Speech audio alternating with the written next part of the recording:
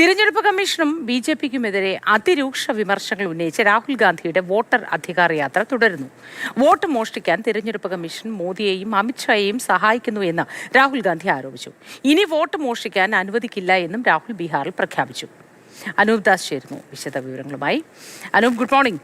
രാഹുൽ ഗാന്ധിയുടെ യാത്ര ഇനി എങ്ങോട്ടേക്കാണ് തുടരുന്നത്? ഇതുവരെയുള്ള യാത്രയുടെ വിശദ വിവരങ്ങൾ എന്ത്?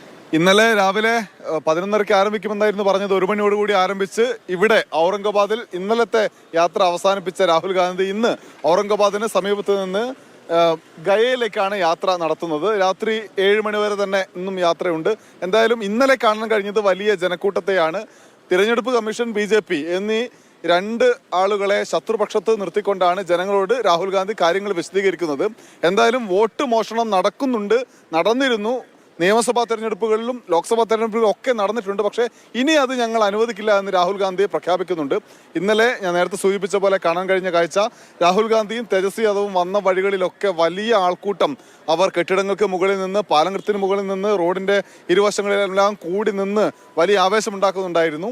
എന്തായാലും തിരഞ്ഞെടുപ്പ് 2 മാസത്തിനപ്പുറം നടക്കാനിരിക്കുന്ന സംസ്ഥാനത്ത് ആദ്യ ദിവസത്തെ പ്രതികരണം അതിഗംഭീരമാണ്. ഇന്നെങ്ങനെ ആയിരിക്കുമെന്ന് നമുക്ക് നോക്കാം. നമ്മൾ ഈ യാത്രക്കൊപ്പമുണ്ട്.